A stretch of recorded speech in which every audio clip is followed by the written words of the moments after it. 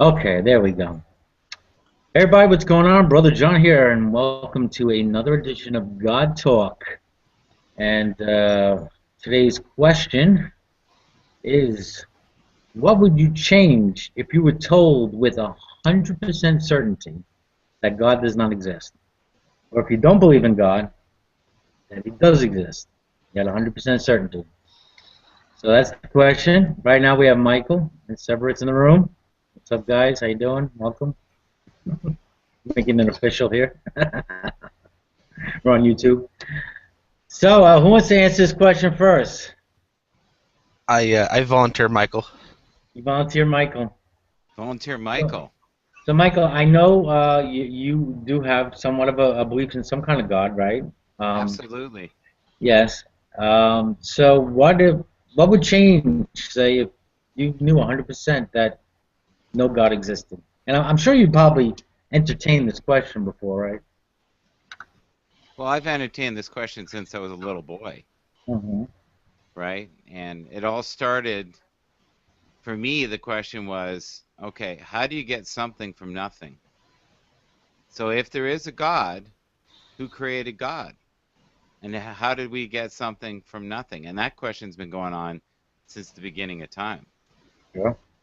right? So I think it would be fun just to see the atheists, squirrel around and go, well, this isn't the God that you were preaching, and this isn't the God that I was told as a child. But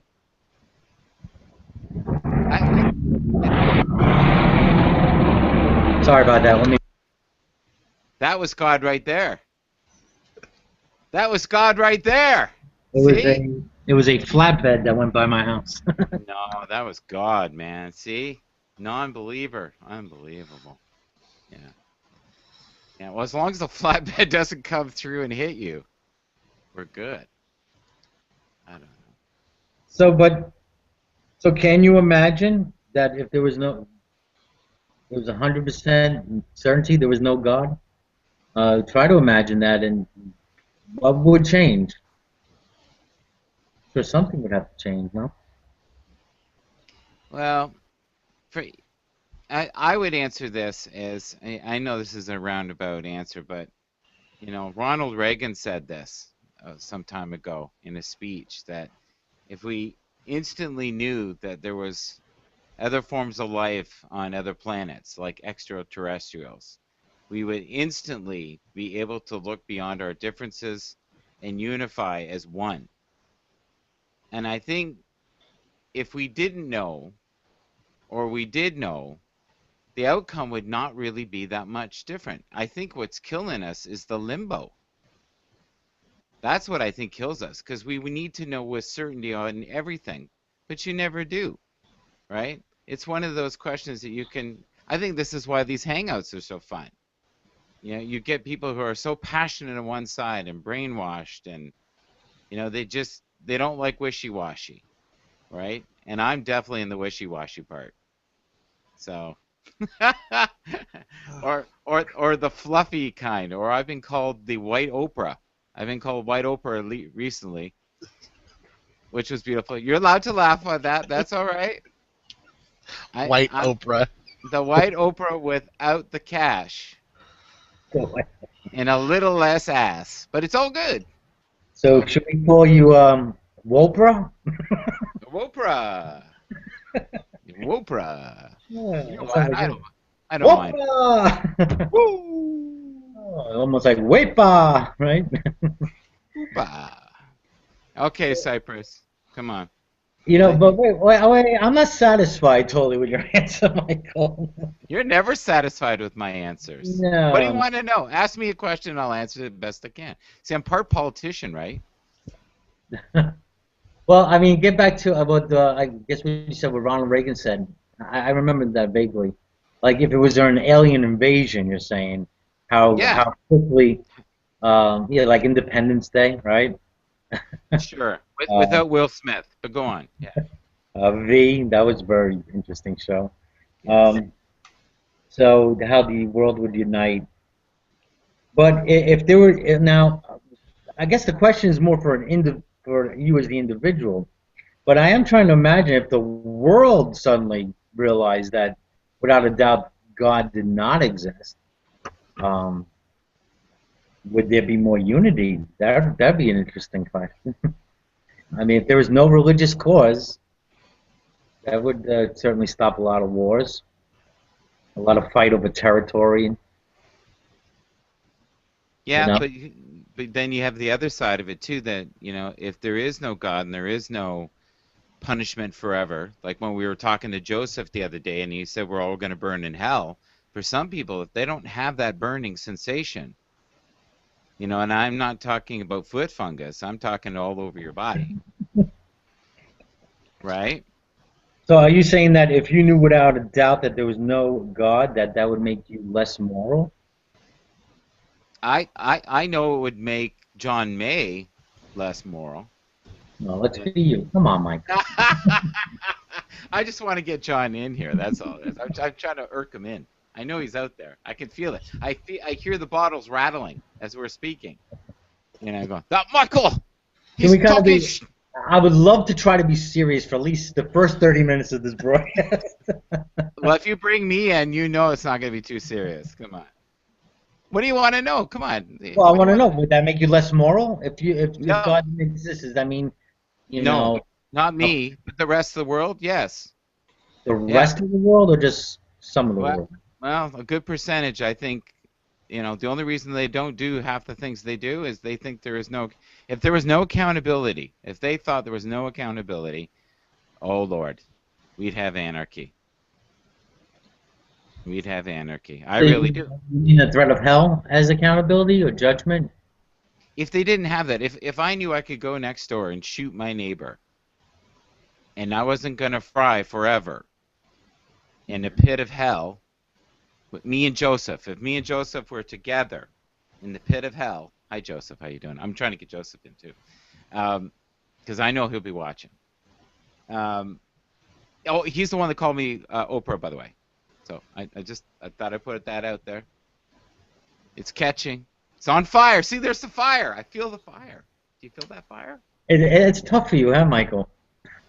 No, it's not because it wouldn't change anything Focus, for me. Michael. Focus. Shiny ball. Shiny ball. Okay, go ahead. Okay. Listen, when I was a Christian, okay, I would say, yeah, you're taught that, the judgment seat of God, you're going to face God on the throne, or you're going to face that punishment of hell, okay? But even so, now I still have I'm not a Christian. I don't believe in that. I still have my concept of God. But I don't think for me much would change as far as my morality. Um, Even when I went from being a Christian to now, I mean, the way I behave, um, hasn't changed too much. um, I still want to give. I still want to help. I still have some of my own selfish ways as well too, and I still have that good and bad going on. Nothing's really too much change. And my desire to do good, I don't think would change, even if I knew that God didn't exist. I guess because I look at God as nature's God, that I can get an idea of God by observing nature and the laws of nature and that kind of stuff. So I think even um, through that observation, I would still act accordingly. Just wouldn't call it God. Yeah. Right? I guess some people say a deist is like one step away from an atheist, right? or an atheist in denial or something like that. But what was the draw for you? Like, what made it ring true for you? Because something inside you must have shifted for you to jump ship. Read the Bible. I looked at how the Bible was put together and how Christianity came about. But just, I don't know if this is part of the conversation, but I guess the point I was trying to make too, I guess I'm saying that knowing a little bit about you, Michael, and like what your spirituality is, you don't have this concept like the Christian God does, do you? Like there's No, eternal no, hell, no. but you think there's some kind of judgment. Oh, absolutely. There's karma. Okay, There's karma. That's what I there's say. I would say okay. I'm karma based. I believe everything that we do and say comes back around in one way. The other thing is too, I'm a big believer that if I help someone, I'm not going to get it back from the person I gave it to. But the universe will collectively work together and orchestrate it that I get my karma back, be it good or bad. So I believe in karma. So I don't need a god to dictate that. I think there's a higher intelligence. I think And yeah, there's okay. I'm sorry. that's that's very Oprah, right? Right? Yeah, that's pretty much what I was trying to say too. I Well, believe in that karma kind of idea wouldn't change, I guess. yeah, You know. and I believe in synchronicity. Like I truly believe that you and I met for a reason. I do. I believe that John May and I met for a reason. Hmm. I think there's a reflection there. I think even Mike Phelps, who drives Ruben absolutely right out of his mind, I met for a reason. Frank, um, wow, what a great guy. So there's a lot of great people on these channels, but I also see here too people feeding their ego. And in my 30s, I was a very ego-based person. It was, if you didn't think like I did, you were a moron. You're an idiot. How dare you think outside my box? Where now it's like, I'm the idiot. We're all idiots. We all have our opinion. There is a greater intelligence. There is karma. So for me, if there is hell, if there's heaven, yeah, that's great. Some people believe this is hell. This is a form of hell. You know, Yeah. like I like it's like the other day I was on there and Rob was on and I had to get off because Rob and this other guy, all they did was they barked at each other. There was no listening. There was no communion. There was no heartfelt. And I even used the word respect, and then it got soft for a few minutes, and then I got crazy, and then I tried to use humor to soften it a bit more, and I think I professed my love for Rob. This is so the battle of the egos going on, Right. And the to two me, rams locking horns. but this is a great format for us to connect and have different opinions. And even people like Joseph who believes I'm on fire and that I'm black is okay with me. Your reference to him condemning you to hell for our listeners out there. Well, Yeah. Oprah and I together, hopefully in a really nice suite, are gonna burn. Burn, baby, burn on a disco inferno. Yo, do you want to sing along? I'm gonna come back to that karma thing for a second. Karma? Well, let's think about this because I want to ask because first I want to address the question to Cerberus and Yay! Heavy Hola, but what if karma then is like our God in a sense? What if that didn't really exist? What if we found out that the karma doesn't really happen? It's just something constructed in your mind. You're just seeing coincidences, and you're just, connecting the dots and saying, well, this is because of karma. So think about that. Hold the thought. And I'm going to go to Cerberus. Now, Cerberus, I know you're agnostic, right? Yeah. So this would be a tough question, I guess, for you to ask you. I'll just have to answer it both ways, I guess. I guess so. I don't think it would make me any less moral or any more moral if I found out for 100% God wasn't real. I would find a lot less literature entertaining. If I found out God was 100% real, I don't think anything would change other than I might ask him some questions. Like I might ask him if my grandparents were okay, or if Jesus was real, or if Buddha was actually fat. Mhm. Things along those lines. Yeah, I guess with this question also, then we would have, like, for the atheist side, if we had 100% certainty, if they had 100% certainty God existed, now I guess the question then would be which one, right? Yeah. Is it the Christian God? Yeah, that would be my answer right there. Which one? Okay. If it was a Christian God, I would be livid with him. I'd be like, okay, we need to talk. Hmm. The heavy hole. What would you? Yeah. What if? Yeah. Okay. So Go ahead and ask, because I was mostly just listening because I was finishing up supper. yeah. I didn't What if want to you crunch it knew? to the microphone. I know you're a former Christian, right? Yeah, atheist now, though. Atheist now. So what if 100% certainty you found out that choose your God existed? What would change? Well, any of the, I'd have to, well, let's see. Okay, if there was a revelation, then I'd be like, what's your name? Which one are you?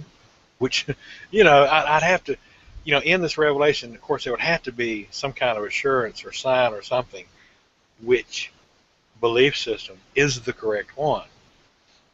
And then I would start from there. But I would still have a lot of questions because all the belief systems nowadays, there are things that just don't add up. You know, Mm-hmm. Whether it's Christianity or Judaism or any of the other religions, you're going to run across things. Wait a minute, why is this in here? This makes no sense at all. And go, God, whatever your name is, help me out here, okay? Help me to understand. I think that would be my biggest thing. That if I knew 100% that there was a God of some kind, I'd be like, help me understand, your message, what it all means, put me on the right path, So and hopefully it would all make sense. Because that's one reason why I quit being a Christian, was because the more I studied, the more I read the Bible, the less sense it made, and promises that were in there that you were supposed to receive and all. And then other people were saying, "Oh yeah, well I got that and this and that, whatever, it happened to me." And I'm like, "Ain't shit happened to me," And finally, I just turned away. And if I found out there was 100%, there was no gods of any kind, I don't think anything would change as far as my life, Well, or my morality either. right? Because you kind of believe that anyway now. Oh yeah. Who's Sky Daddy? That's Sky Daddy. Hello. He How got you a doing, beard. man? That's not the Sky Daddy that John was talking about. No, that's not the Sky Daddy. Oh, see, I'm all disappointed. I heard you brought flowers. What? Welcome in. What's he wearing here? They must be for your girlfriend. What's the top say? I heard you brought. Oh, I heard you. Okay.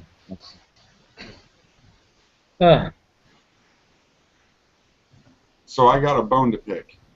Oh, wait. No. He's trying to have some structure in this. Well, yes, yeah, we try to have a little structure at the beginning here. I start out with a question. Well, you did well- say the first 30 minutes are going to be kind of sane, then the rest of it's going to go like whoa downhill. Sky Daddy's a weak atheist, right? I consider myself agnostic. Okay, you're agnostic. Agnostic. That's the term I just heard recently. Okay. Can you explain that deeper for me? I'm ignorant of gods. I don't know of any. Do you consider yourself at times to be kind of godly? Self-righteous? I can be self-righteous, but I don't really know what the term God means. If you could define that for me, I could tell you if I feel that way. Actually, that's a good point though, because people have different definitions of what God is. Yeah. That's why I'm agnostic, man. Yeah. I don't know of any that I buy. You could ask 10 people in the same church what their version of God is or whatever, and you probably get 5 different answers or 10 different answers or something. But what does agnostic mean to the average person? Because I get that term thrown around a lot, and it hurts my brain. It's one of those brain hurt ones. Like my brain right now is like pulsing. Can you feel the pulsing right now? I mean, it just means that no gods have been defined to me so as that I either believe in them or understand them. I don't really get the definitions of God. So I just consider myself ignorant of God. That's all. I just don't really get the concept. That makes a lot of sense. So But- heavy. What? I would say still a person feels that they don't have enough knowledge to come to the conclusion either way. I mean, that's how I see it, like nothing. And I mean, to me, that's more probably even as someone like myself who will lean towards belief in God, deism or Taoism. Still, I would still admit I don't know. I don't make that a positive claim. It's just something, my perception. I'm not pushing it on anybody, so I'm not dogmatic about it. But I think the most honest answer is I don't know, and I think everybody's agnostic. It's just a matter of a leaning. That's how I see it. Everyone they have a bias. So John, Yeah. okay, if you have to put labels on something, what would you? Because you have some knowledge of my grandness. Yes. Not everyone fully understands. Oh, hail Michael. Not everyone fully understands the glory of the man, but you know what? There's always tomorrow. That's the way I look at it. No, if you were to label me, besides idiot, and I get that sometimes too. Nah, I wouldn't label you idiot. Yeah, but what are you doing push-ups for us here? I'm getting threatened here. Go! I think you're in trouble. All right. Now go ahead. No, give me a label. What would you? Because you constantly ask people what they are, and I don't know. They ask me, and I have no idea. I don't know. Condescending. I like that. Hey, see, I like them already. That's good. That's what my bone to pick was about. Can I do this? Yeah, I would put you in like in the new age category. Okay. The new Oprah. Oh no, not her. No, never. Never. Oh, This you is the don't. male You don't. Oprah. Yeah, for those of you who don't know, Michael is the male Oprah. Yeah, I got called that the other day from someone who is the true Sky Daddy, I guess. Joseph said that I was Oprah and I was burning in hell, and that he felt disgusted being in my presence, and it was terrible. Now, condescending. That's the category I would give you, Michael. What do you think? Am I correct, or do you have some way of defining what you believe? I don't know. I think I'm new age, I guess.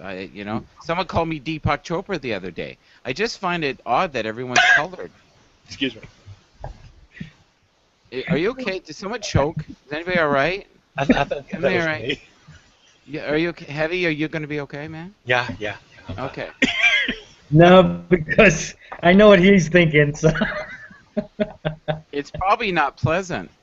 No, it's not. No, it's Okay. not. We'll tell you off air, okay? All right. When it comes to deep topics. So ask Guy Daddy the question. I'm curious. Ask him the question. Ask him to answer the question.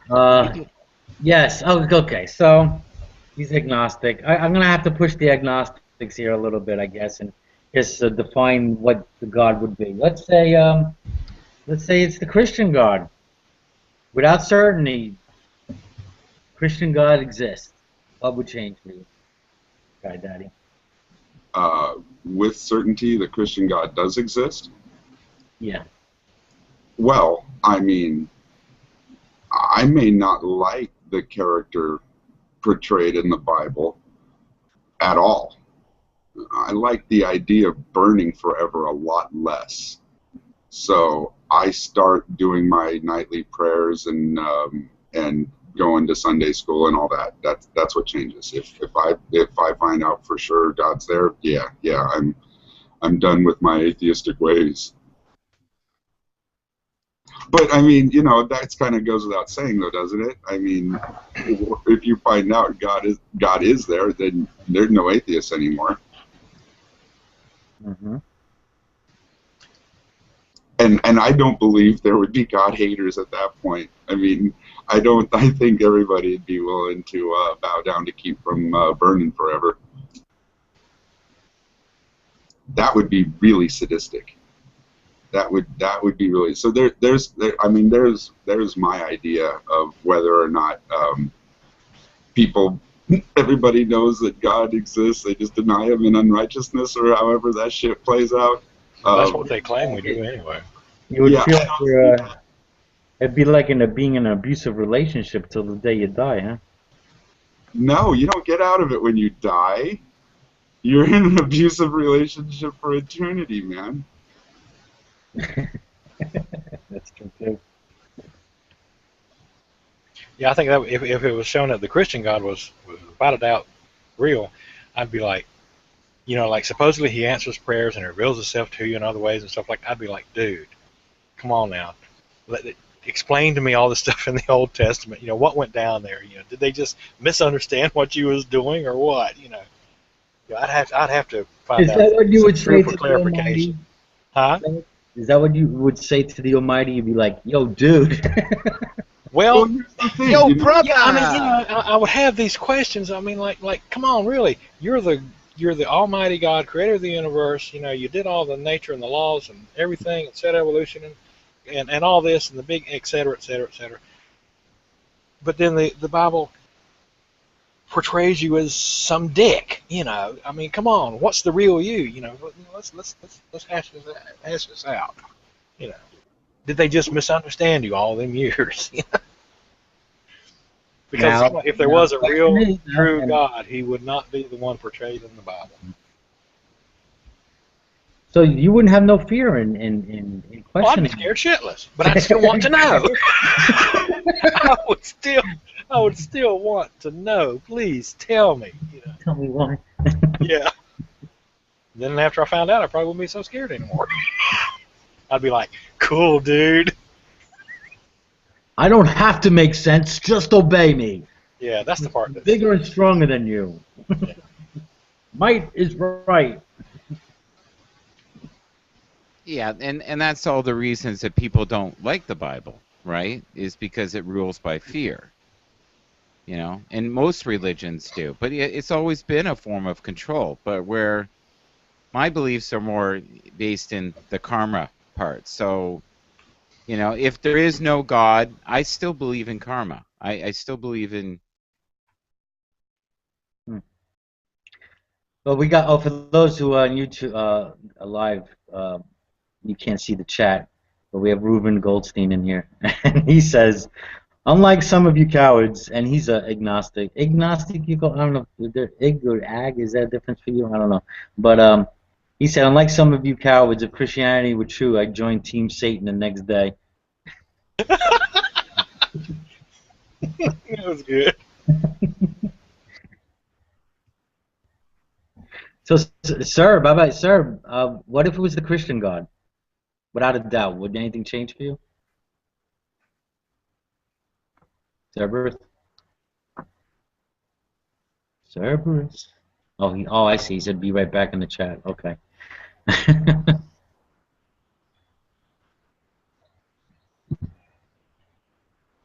One thing that I have heard, and I even heard this from Eric Hogan.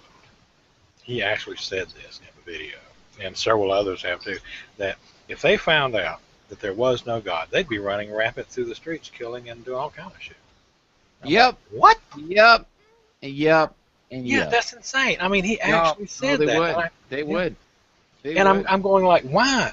Do you have no innate morality? See, that's where they attack atheists. They say, well, where do you get your morality from? How do you define what is right and wrong? How do you determine what is right and wrong? Which we can. We can, figure out what's right, what's wrong, et cetera. We have morality. We are moral people, except for some people get a little crazy sometimes. Yeah. But you're moral. but we have our morality is inside. Uh-oh. And the impression I get from Christians, or like Eric Hovind or some of them, is that they have no morality inside. It's all in this book, and without the book, they're no good. And that's scary. Yeah, but Heavy. we're Who was saying they would go rampant in the streets? Who was it? Eric Hovind. Eric Hovind. Yeah. They asked him if God didn't exist. Him and some guy was talking about. They were talking about morality. It's in a video on YouTube. Yep. And there are others that have said the same, pretty much the same thing. It's kind of a, well, now I'm not going to say all Christians, but it may be just for the fringe group, you know, the younger creationists and the literalists or whatever. But No, several if they- have actually said that. If they could only hear themselves talking, because then, you know, who are they to say anything about atheists? I mean, if they said there was no God, they'd be totally immoral and act like, you know, it'd be anarchy and stuff like that. Right there, shouldn't it? They're just admitting that you can be moralistic without God. Just look at the atheists now, or some of the atheists, right? Or most of the atheists. Oh, yeah. Oh, I totally agree with that statement. I'm sorry. I totally agree with that. I think there's people out there that if they didn't have the fear of God Mm-hmm. and they knew there was no judgment, they would just, anyone that slightly irritated them, they'd get their address and blow them away. I mean, that kind of shows you there is something definitely wrong with their belief right there. I don't think that's true. I really don't think that's true. And especially when you say, like when the question was originally asked of you and you said, well, nothing would change for me, but some people would, you know, I find that terribly condescending. I'm like, Well, you think it's- you're good enough to I'm be sorry. moral without a Bible, but other people need it? Yeah. Wrong. Shame on you. How dare you? No way. No way. Yeah, you're right. It's crazy. Yeah. It's like Christians, you know, they have this the judgment thing and all that. They're responsible to an outside source, you know, for their sin or whatever. And supposedly when they sin, they can get the sins forgiven, you know, so that they're not bound to, you know, punishment or whatever from the sins they commit. But people that are atheists or non-believers or whatever, we're more thinking that we're responsible to ourselves. You know, we have a conscience about right and wrong. You know, if we do something wrong, you know, later we're like, what were you thinking? Why did you do that? You know, you idiot. You know, we're taking responsibility for our own misdeeds. What I ain't gonna say sin, because sin has to do with a God concept thing. So I wouldn't call it sin. I'd just say misdeeds or doing wrong. And there could be a lot of gray in that as well, you know. What you might consider wrong, someone else might not consider such a bad thing. See, I may be condescending, but I also believe I'm a realist. And I know, yeah, see, I've got him going. I like this. This is good. Yeah, but you like spirits, don't you, Michael? I like spirits. See, I got some right here. Hi, John. Oh, servers. I've already been told to behave. So. Hey, I don't mean to interrupt, but I have to start getting ready. Okay, man. Thanks for having me. Bye, everybody. Take care. Be safe out there. John May, we're asking. You saw the question of the day? Yeah, but I forgot it. Oh God. Okay. Memory's not too good. Question of the day. I put it in chat. Now you're an atheist, but Yeah, and loving it too. and loving it. What if you knew? What if you found out with 100% certainty that there was a God? I'd be fucking pissed off. What would change? You'd be pissed off. I'd be pissed off. I mean, I know. I'd actually. It would just like. How can I put it? It'd be a buzzkill. It'd be a buzzkill. This guy died cracking up. We got No. There is a Sky Daddy here. Be careful. Yeah, I know. I think you pinched my fucking name. Sky Daddy. So why would you be pissed off?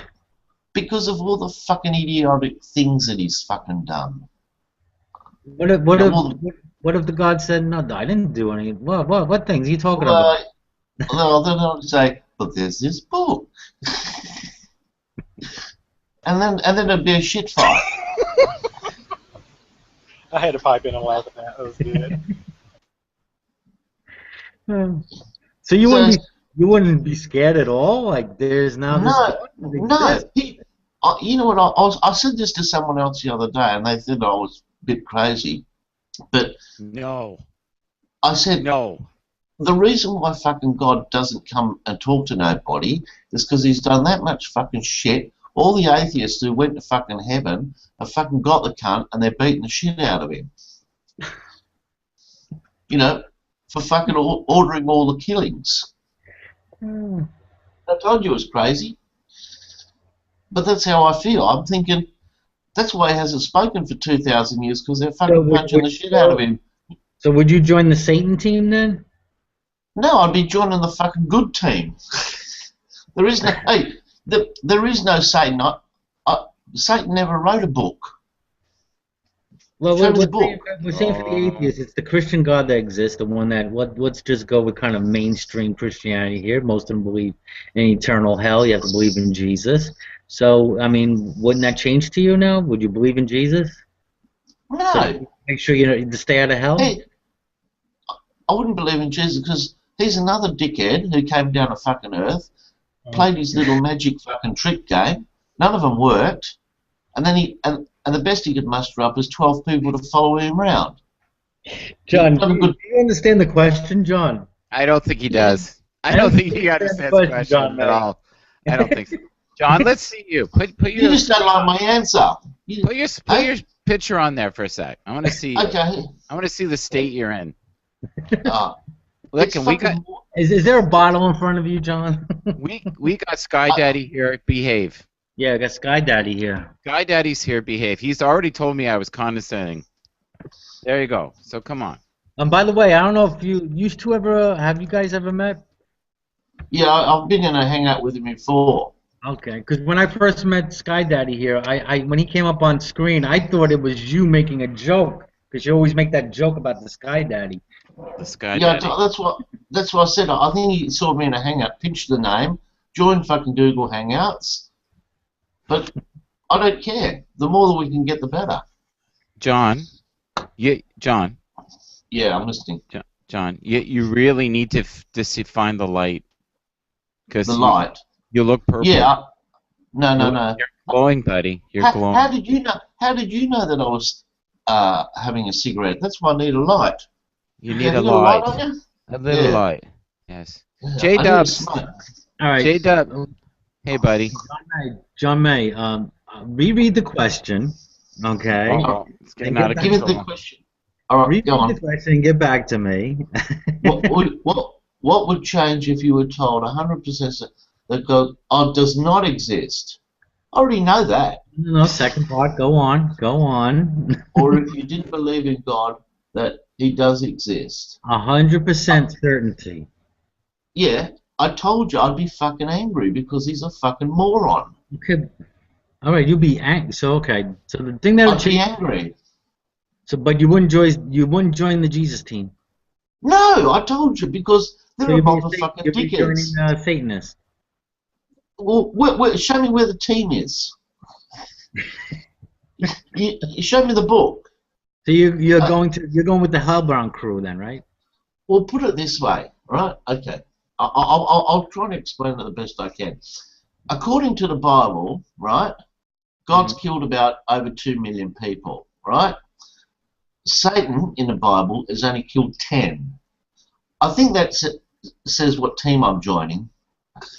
So you're going to fake it and join the Jesus team. No, I'm staying with Satan because he doesn't kill anybody, or he does. He's killed 10 versus 2 million. I think the fucking. It's like saying, are you going to join fucking Hitler, who's a mass murderer, or are you going to join the other team? It's time everybody for a face palm. It's a fucking no-brainer. So it's I'm time not for a face joining. palm. And not only that, Satan doesn't kill very many people. You're going with the hellbound. All right, You keep calling it. They're not hellbound. They're not. Hey, I'm one of his boys. You're hellbound. No. I'm one of his boys. I can't be going to hell because, look, Satan's on my... No, listen. Hellbound. He's hellbound. He's burning. Where's Joseph? One of his boys. Where's Joseph? I see Joseph. Joseph's coming. You're on Joseph's team now. Anyway, John, I have a question for you. Did Michael ever give you that Hangout link to the topless babes? Yeah, but they haven't done their tricks. Okay. But I'll tell you what he did do. Right? He gave me this fucking link, right, to this guy from Texas, whatever. And Michael, don't ever ask. Don't give me that fucking dickhead. He's a fucking mental case. And you better go around his place to see how many guns he's got. Yeah. Wasn't that fun? That was fun, John. That was a good day. It wasn't fun.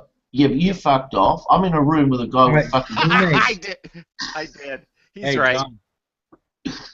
John. You fucking... That was a setup. John! Was a setup. Okay, I'm sorry. I have to mute him for a second because apparently he's not listening. He's not listening at all. All right. John, this is how this hangout runs a little bit. We try to do like a little structure, and then we allow for all the other stuff afterwards. So, let me get. I have J-Dubs in the room, which is good because he's a theist, and so I think we'll get different answer. So, hey. J-Dubs, if you found out certainty there was no God, what would change? I guess the only thing that would change would be my faith. Nothing really else. Because I don't really live life, devoted to God, You know me. I'm not religious at all, So it really doesn't mean anything to me, actually. Well, you do follow like the Noahide laws? I think they're proper laws for any civilization to follow, though. I think they could be very secular if you wanted to use them that way. Okay, so even if there was no God, those laws would still apply to you then? You think they would still apply for you? Yeah, I think for any... I can't... what do you want me to do? Just run around like a fucking ape, throwing my feces everywhere? That wouldn't that wouldn't really work out too well, would it? Well, someone said in the room earlier that Eric Hovind said if there was no God, there'd be no morality, and they admittedly said they'd go and rape and pillage and shoot people like mad people here. This is what they're saying. I think that's a big problem with society, is that we do have indifference to our fellow man, and anyone who knows me, yeah, brother Mike, anyone who knows me knows that I hate that. It makes me disgusted that's how we are. Yeah, Eric Hovind actually said that on a video. Yeah, but I'm condescending. Yeah, I know. Oh. I'm from New York, so I'm jaded. So. Yeah, but at least you're not Oprah. Life goes on. So J-Dubs, when you say that the 7 laws, the Noahide laws, now I don't remember them all. Since they're coming from a place, you know that they're coming somewhat from a place of authority, God, right? Would any of these not apply anymore? Say is there one against sexual immorality? I think on there, right? Is that one? Yeah, idol worship and blasphemy are also other ones. Murder, theft, and abusing animals would be finishing them up. So I guess, if God didn't exist, then the blasphemy and idol rules wouldn't pertain then, right? I think, on a personal level, I think chopping down a tree, building a statue out of it, and worshiping it, I think that's very bad for your mental health. I don't think I think we could all agree that someone's mental faculties have to be questioned if they're doing that. And I would say, in a secular way, I would say it's a harm to society. Well, we have some people who, in some sense, do worship statues. I mean, a lot of people. I mean, with Catholic Church, a lot of people would say they're worshiping statues, wooden crosses and stuff like that. You're right. I guess it would. I don't know. I guess most people would say, well, I mean, if it's not hurting anybody, why bother, right? Mm-hmm. I mean, I don't know. I really don't know an answer to that. Right. But I mean, the rule, though, I'm saying, if you knew without a doubt that no God existed, then I mean, these idle rules wouldn't even apply. People, it wouldn't even apply to you. It wouldn't. Neither would the blasphemy. No. Right? Yeah. I guess in a religious sense, I guess Yahweh wouldn't be butthurt. I guess if he didn't exist. You know what I'm saying? It wouldn't matter. Yeah, I hear you. Yeah. Do you think your attitude towards other things would change? Maybe other religions, maybe. I wouldn't feel so down on them, I guess, maybe. But then again, I don't anyway to begin with, because I think all paths are true. So, I'm not a religious person, so I don't know. Okay. Hey, Colin, what's going on? Hey, John. I just commented in the link before I realized it was live. I suppose if somebody told me tomorrow and proved to me that God really was real, at the very least, the one thing I'd have to change would be my underwear. Okay, that's it. Carl ruined the hangout for everybody. Okay, well, that's probably the good first step. Oh God, thunder outside! It is said in the Jewish traditions that when God revealed Himself to the Jewish people, that they died on Mount Sinai. I don't know if anyone knew that.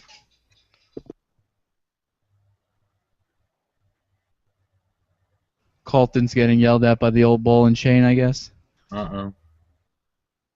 Well, he's talking, but Colin, we don't hear you. Oh, sorry. I said no. She's bringing me a steak and potatoes. I can't fault her for that. Oh my! So Colin, what would change for you? Look at that. There you go. Okay. Hope you don't mind if I eat while I talk. What would change me? What if God was really real?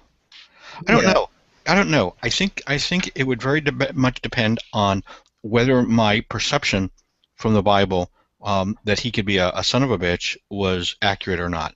So I think if you could prove he existed, but I was still convinced that he really was this bastard, okay, for lack of a better word. I don't know how I would approach that.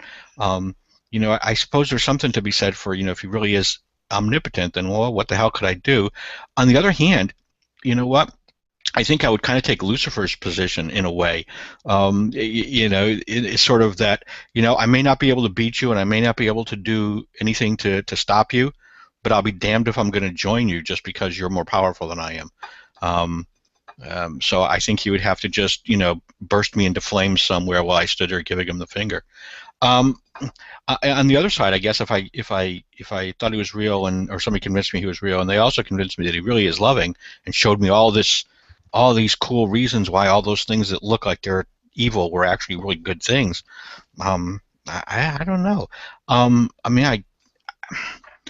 I don't know what I would do because I still have this difficulty with this concept of worship. I don't care how powerful you are or how good you are. That whole concept for me seems kind of ludicrous. I don't know. Maybe I would just keep on going with my life the way it was. Other than maybe then relooking at the Bible, or whatever other holy books he says he, had a hand in. I suppose it would be beneficial to read them at that point. But yeah, that's it. So you be with Reuben. Go join the Satan team then, huh? Well, if I thought he was still evil, yeah. I mean, if he couldn't convince me that was wrong, my perception was wrong, yeah, I think so. I think, it seems, I hate to use this word, but it seems like the moral thing or the ethical thing to do. You know, if I really believe he's evil and he treats people in an evil way, then it really doesn't matter to me if he's omnipotent or not. I mean, it means I'm going to lose the fight, but it doesn't mean I shouldn't fight and stand in opposition to it.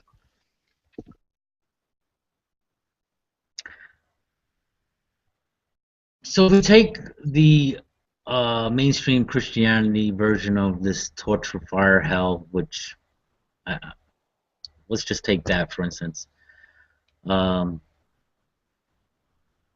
Whatever pitch you want to put, you know, with the pitchforks and everything else like that. So you would choose this kind of eternity over, say, I don't know, faking it to God or faking, you know, even though I guess if that he would know your intent anyway, right? If you were faking it or not. So I guess this would make it kind of difficult. You couldn't even fake it just to avoid any kind of a. Yeah, I mean, yeah, I think that's one of those things that, you know, we like to believe that this is how we would behave because it sounds like the moral thing to do. Whether in fact we actually did that or not, or tried to sneak in under the wire and try to, well, I'll pretend to be good now and I'll get into the gates and then I'll just be a subversive when I get there. I don't know. But you make a good point. If he's omniscient too, then I can't fake it. So what do I got to lose? He's gonna send me there anyway. Okay. So would it make you act any different than? Would you act morally different if you just figure, hey, you know, I'm going to hell anyway in a handbasket. I might as well go out in a blaze of glory or something like that. Oh, I see what you're saying. No, I don't. No, I don't. You mean like toward other people? No, I don't think so. I mean, I don't see how his all of a sudden appearing would change my ideas about what it means to be moral and act and behave right. I mean, to me, that's the same question of, you know, if you're in the airplane and it's going down, you know, and it's, let's say it's way the hell up there and you got 5 minutes till it crashes, you know, do you go around and rape all the pretty girls on the airplane, you know, on your way down to the ground? No, I don't think the fact that you're going down changes how you should behave or how you would behave. Fair enough. Would you agree that the notion that you would be moral enough to not rape all the girls on the plane, but everybody else, every other guy would be immoral enough to rape every other girl on the plane? Would you agree that that statement would be condescending?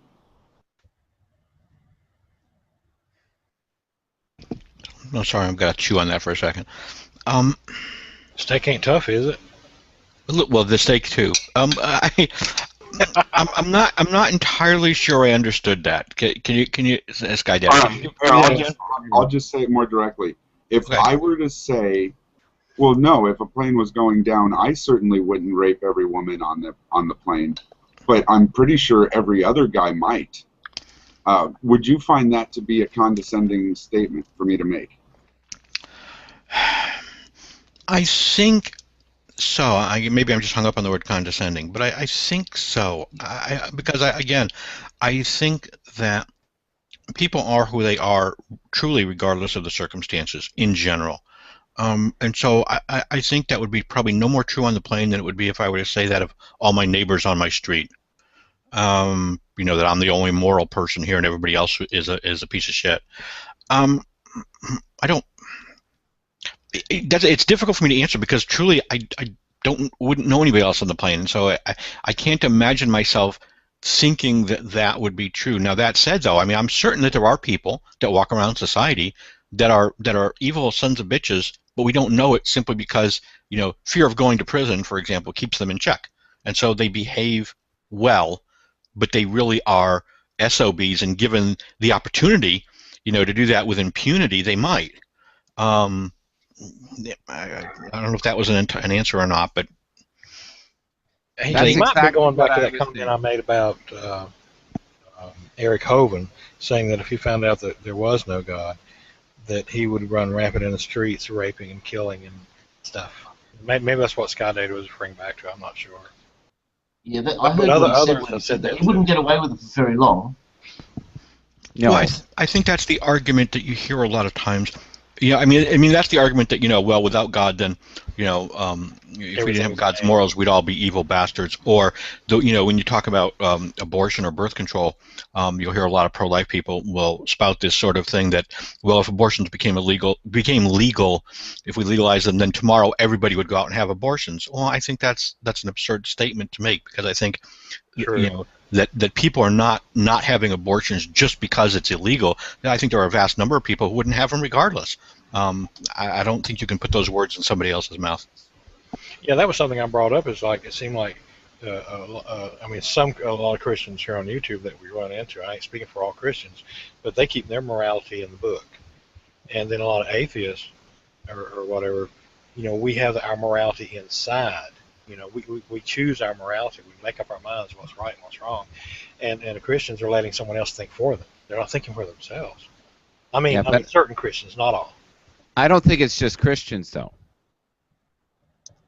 I think there's a majority out there that would be very much open to doing all kinds of things if they didn't think they'd be imprisoned. And there was no, repercussion for, say, robbing the bank. Oh, yeah. Or holding up the liquor store. I mean, I think here's a great example. The John who runs the Hangout just left. There is no God of the Hangout. Let's act like animals. Let's just leave. Well, I think there's something to what Michael. That would be the way to do it. But I think there's something to what Michael said, right? Because if there wasn't anything to what Michael said, we wouldn't have the laws that we have. We have them specifically because we do have people who will behave badly in the absence of those laws to control them. We know that. So, did I just contradict my earlier statement? I don't know. But I mean, I think there is some truth to that. I mean, I do think that there are people that, outside of the context of a civilized society where we have laws to keep them in check, probably would behave badly. Maybe. I don't think that's unreasonable to think that. I'm not saying that atheists, though, are going to go and run rampant. I think, there are people that are morally sound and, do care about things called karma, but they don't call it karma. They just call it right and wrong. But I know in my own world, within my own inner circle, even some of my friends, that if there weren't laws to do and not do certain things, be it, smoking drugs or doing drugs, or, if they thought they would pay if they, slept with the neighbor's wife, and, if they thought there was no repercussion for that, they might be that much more tempted. Things like that. I'm not saying, the person on the plane is going to, instantly go, hey, let's rape everybody and on the plane. I never said that. No, I think I hear what you're saying, right? This is not to bring an old movie. This is the old City Slickers, right? Argument, right? If a spaceship arrives tomorrow with 3 beautiful women and your wife will never ever know, they just want to have sex with you, get back in the spaceship, and fly away forever. Would you do it? And most males would say yes. There's an important. Oh, I'm glad it's still going. Sorry about that. Oh, yeah, we're talking about alien sex, John. That'll never stop. Now, if it turns out to big burly alien bear types, yeah, I'd say yes, but the women, not. Yeah. All right, well, should I stop the broadcast at this time, or does anyone else want to add something to this subject? No, don't stop the broadcast. This broadcast is just starting to get grooving here. Well, I don't want to stop. I mean, we can still talk off air. I'm just saying, as far as the topic. No, it's still on topic. It's still on topic? Yeah, still about morality. Oh, yeah. Yeah. We were just talking about City Slickers, where he asked them if the aliens, women came, would he have sex with them if his wife would never know? Kind of as a example. I think there's an important note about morality here that isn't being mentioned. That if everybody were to find out that God weren't to exist, morality wouldn't necessarily change, right? I don't believe that religious people get their morality from their book. They say they do, but I think they get it from the same place everybody else does. It's It's someplace in their brain, and it thank you. But Hey, Daddy. yeah, man. How about this? Oh, I'm sorry. Yeah. I just want to ask him this question, if that's okay. Yeah. So you basically say everybody has a moral compass. Well, no. I wouldn't say that. I'd say there's like people that have problems with their brain and all, and actually have no moral compass. Some people have a broken moral compass, and some people just have different moral views. Like you and I might have a lot of the same moral views, but we're definitely going to have some different ones. I think we're both beautiful human beings that are misunderstood. That's what I think. Totally. That is, I will agree for sure. The rest of the room may not fully understand our glory, but that's okay. I'm thinking of, do you guys remember All Hail Michael? Do you guys remember the Star Trek episode? There's a Star Trek episode. They were at some planet, and I think when the bell struck like midnight or something, I don't know whether an hour during the day or it was a day out of their season. It was the whole day. They all went to sleep? No, you could do anything you wanted without worrying about repercussions on a, say, legal matter, legally. They wouldn't get arrested or anything like that. Did anybody remember that Star Trek episode? I just don't remember the name of it. No. Was it the original or Next Generation? Yeah, the original. And it's a lot like those movies that have came out about the Purge or something. Right, I was thinking about that as well. I didn't see the movie, but I saw the premise, and that reminded me of the Star Trek episode. Yeah. So what if we brought it closer to home? Since we're talking about morality and the consequences people would do, maybe act differently, or maybe some of you say they wouldn't act differently. Say if we brought it closer to a day like that. Say if you knew, and I think we've had this question before. There was no. What would you do anything different if you knew there was no repercussions for your actions? That's interesting. I mean, if I can chime in, I think that's a real interesting twist, because I think for me, just quickly thinking about that might be different. It might be different to say, for example, if the plane's going down, would I do this? Versus if culturally that is how everybody believed and behaved, that there was 1 hour every 24 hours where it was a free-for-all, and there were no laws. It wasn't anarchy because you could get away with it. That was part of the legal system, that between 12 and 1, that was how you could vent and get out all your, whatever you wanted to do. Then would I do it? I don't. That's interesting. Maybe, because I think if I lived in that society, I'm trying to imagine that, I certainly would have been brought up to believe different things, or to believe in a different way about right and wrong and morality. Right. And I think people would have this, I think, globally almost, we would have this consciousness that between 12 and 1, that question doesn't even make any sense. That it is moral. Of course it's moral, because that's what we all do and that's what we all agree to. And so it's not that somebody else is at risk because I decided unilaterally that I'm going to go rape them. It's that everyone has decided it's okay to be at risk in that. And if you don't want to go out, you lock your door, and that's that. So possibly that might make a difference. It was Return of the Archons. That was the episode name. Thank you. Return of the Archon. Yes. Get out of jail free time. That's what they call it. Like say one of your old girlfriends hits you up on Twitter or Facebook or whatever social media you use. Yes. And says I'm interested in seeing you again. And yes. Normally you would reply, I'm married, or I'm otherwise engaged, or maybe you wouldn't reply at all. But say there was this 1 hour every day that you could do whatever you wanted. I guess the question is, would your wife still remember? And if so, would that have a bearing on things? Remember, she has the same hour too. Yeah, well, seriously, do I have to be okay with whatever she does every hour? or that that 1 hour every day. But I think this goes back to this sort of concept that at least where I have a problem with people that say they derive their morality from the Bible. I agree with this guy. I don't think that they really do, but the people that say that that's where they get their morality from is that it locks you into a position regardless of the circumstances. And I think the circumstances play a huge factor in how we develop our morality.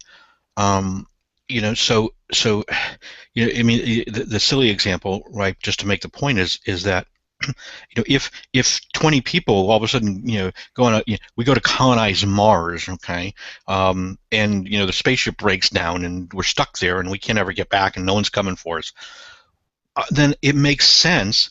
You know, just like for people that take the Bible literally, it makes sense in that situation. We're going to have, you know, women pregnant all the time from different men. We're going to have to exchange partners in order for the group to survive. We're just and be healthy. We're going to have to. It's the only way to do that. And so all of a sudden, something that was immoral on Earth, because we had the population to allow it to be immoral, is not immoral now that we're on Mars. And I think that's one of the problems when somebody says that, you know, I have an absolute morality that never changes, is that they paint themselves into a corner, you know, in terms of what they might do in certain situations, and I think that's one of the problems with it. So John go with May the is flow. awful quiet over there. What's going on? Go with the flow. I'm just going with the flow. Yes, absolutely. Well, he got muted earlier. He got a little crazy. That wasn't me. I didn't mute. It was I. John May, have you given it any deeper thought? I'm still thinking. Okay. Let me go a bit deeper. Deeper. Go deeper. I'm curious if I can ask, what is the point of the question? I don't mean that in a negative way. I just mean, where are we? What statement are we sort of trying to make here with all these questions on morality, if there is one? This just kick-started from the original question that I had, for the Hangout. Oh, okay. Just how would we change? How would we be different? Yeah. Okay. Yeah, I'll put the question. Well, what this stemmed from though was, I believed that a bunch of people, not everyone, are on the line right now, and they're worried that they're going to burn in hell if they do certain things, or they'll be incarcerated, or there'll be someone besides Sky Daddy to talk to, that will, be their judge and jury. And I think if you take that away, for some people, that would be, okay, it's a free-for-all. There's no worries, And then we kind of jumped into the 1 hour period thing, and, and then there was the idea of, well, my wife can't do that. Maybe I can do that. Or what do we do? Have to wipe our memories from all of this? Like, I don't know. Well, is it okay that we change our minds? And maybe that's a better way for me to phrase my question. If we have the 1 hour thing, and there are some people who take advantage of that 1 hour to do whatever, is that okay? Or is that wrong somehow that they should do that? Yeah, but it's like morality happy hour. Right? Right. Like from 2 to 4, do what you need to do. But what I'm saying is the karma part would still be there. And I think that's what Sky Daddy was saying too, is that, you take away the structure and suddenly there is a God or there isn't a God. People do have a moral compass. I was just saying there are a lot of people that are on the fence that it wouldn't take much for them to jump to the dark side. Mm. And that would set other things in motion, kind of. I'm sorry, I came in kind of late. I just wanted to interject a quick question.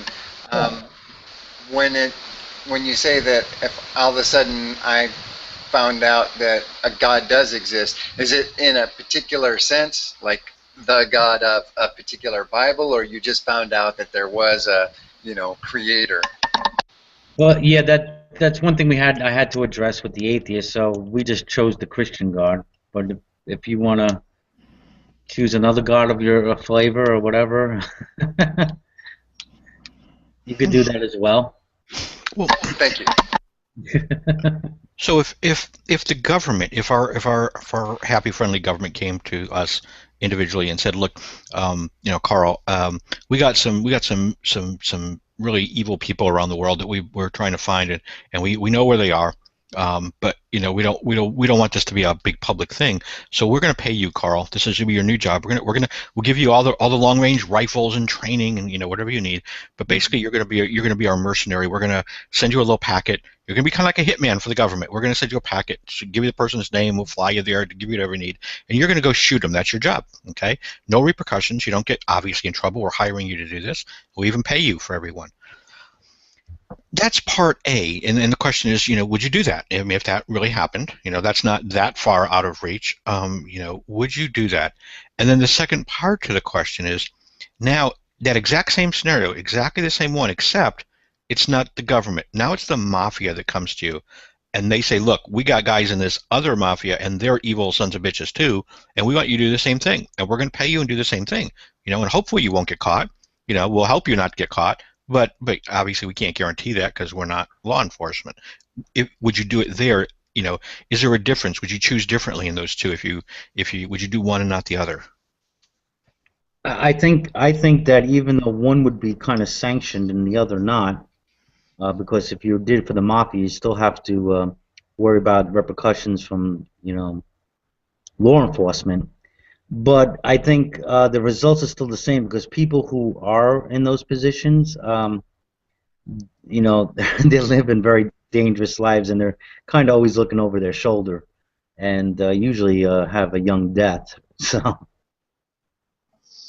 I was actually thinking about that the other day. And you know what I called it? I was going to call it James Bond 007 License to Kill. Right. And I was thinking, that's what God is. He's got a license to kill. He's the James Bond. Okay. But would you do it? If your government offered that position to you, would you take it? Well, yeah, because the government's going to protect me, right? And then I thought, but then you threw a spanner into it and says, well, if it was the mafia, would you do it? And I've actually thought about it. I thought, well, the mafia do it now. Right, but would you? Because you're in the club. Sure, but would you accept it? Would you take the job if the mafia came knocking on your door and offered that? Well, they only offer jobs like that to their own kind. Only the Irish mafia, right, John May? Well, I think this is a chicken and an egg, John. I think once you accept it, you are one of their kind. No. For them to offer it, you have to be in the club. You got to be in the club to start with. Well, okay. Yeah. Like I said, it kind of goes back. What I said kind of goes with we're dealing with karma here. That kind of lifestyle just brings more of a negative element into your life. So you're choosing that. If I had a choice, I'd say no. Keep your money. No amount of money can pay for being able to sleep at night. Well, here's the question. But it was the reason I asked the question. I think most people, or not all, but most people would say, well, if the government came and asked me, yes, I would probably do that. And if the mafia came, no, I wouldn't. And the reason given would be, well, with the mafia, there's no guarantee of protection. And I find it a very interesting dichotomy because the fact that you're going to go to jail or not going to go to jail has absolutely nothing to do with whether what you're doing is moral. So since when did civil law, right, the fact that we made murder illegal, since when is that the determining factor in whether or not an action is moral or not? That's exactly what I was saying. A lot of people, as soon as you give them some wiggle room, they will justify murder, theft, rape, pillaging, and a lot of people are just on the fence. It doesn't take many people to jump to the dark side. But you know what? You can justify anything in your head if you do it long enough. Oh, sure. I would. It's like you were saying earlier about, well, if we had to raise mankind again and there was, only 1 or 2 females and 3 males, or, we had to build up the species again, we would suddenly, it would be okay.